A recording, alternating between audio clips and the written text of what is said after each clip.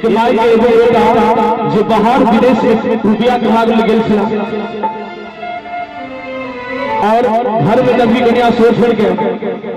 माई के समा